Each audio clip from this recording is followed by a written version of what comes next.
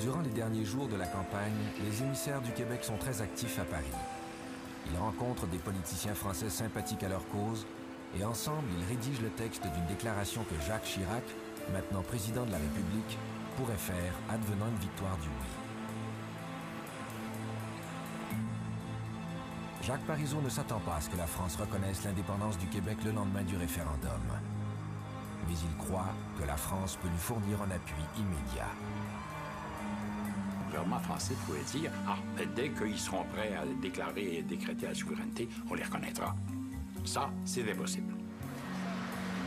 Les conseillers de Jean Chrétien savent déjà que les Français pourraient jouer un rôle déterminant dans les jours qui suivraient une victoire du oui.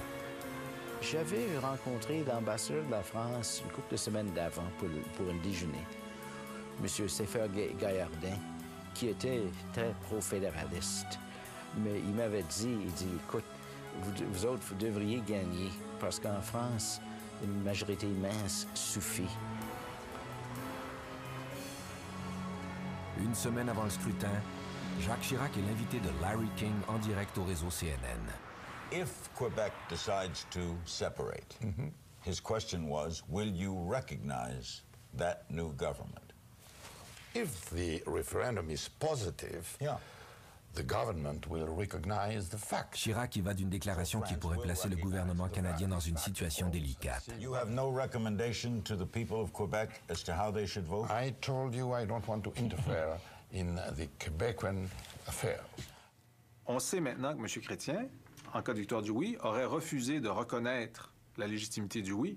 Simultanément, de Paris, le chef d'État français aurait reconnu la légitimité du oui.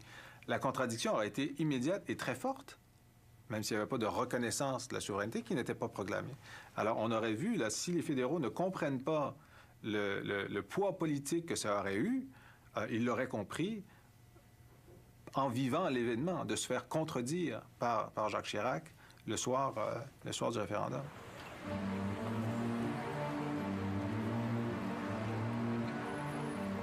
Jacques Parizeau croit que son grand jeu diplomatique se déroule tel que prévu. Son objectif a toujours été d'utiliser le poids d'une reconnaissance française pour forcer les Américains à reconnaître un Québec souverain. Il est convaincu qu'il va réussir.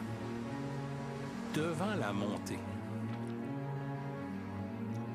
des opérations que l'on est en train de mener entre la France et les États-Unis, je comprends que ce n'est connu que dans un petit cercle. Mais ça commence à faire du bruit, cette affaire-là, à un moment donné. Mais le jeu est moins simple qu'il n'en a l'air pour les souverainistes. L'ambassadeur américain James Blanchard veut amener Bill Clinton à soutenir l'unité canadienne. Je me souviens d'avoir dit à Hillary Clinton que ce serait très, très serré. Et que si le président croyait pouvoir être utile sans s'immiscer, ça aiderait. Mon sondage démontrait qu'il était très populaire au Canada et surtout au Québec. Alors une intervention, sans faire la leçon à quiconque, pourrait aider.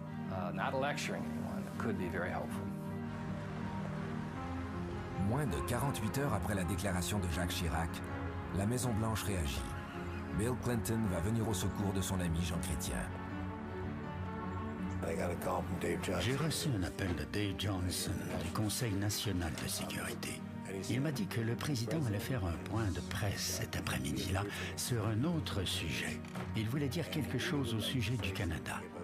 On voulait que je pose une question sur la situation au Québec. J'ai accepté. C'était la première fois qu'on m'invitait à y aller. Ça allait être diffusé partout aux États-Unis et le président voulait clairement se prononcer au sujet du Québec. Let me give you a careful answer. When I was in Canada last year, I said that I thought Canada had served as a model to the United States and to the entire world about how people of different cultures could live together in harmony, respecting their differences, but working together.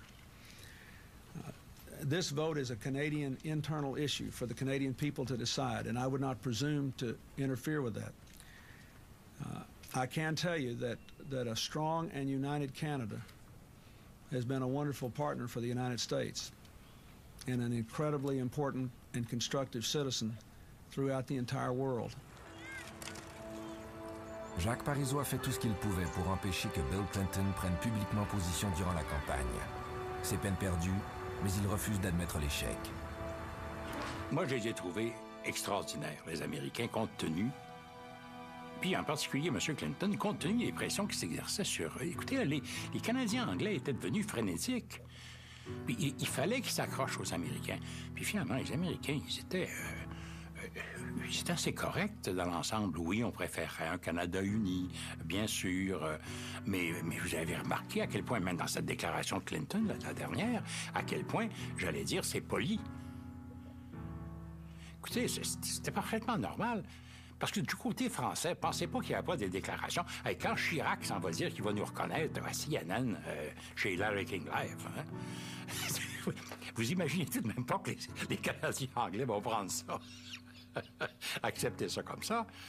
Et on peut pas faire monter la pression du côté des Français puis s'imaginer qu'Ottawa va pas faire toutes les démarches possibles pour amener M. Clinton à se prononcer. Ça va de soi. Ça fait partie du jeu.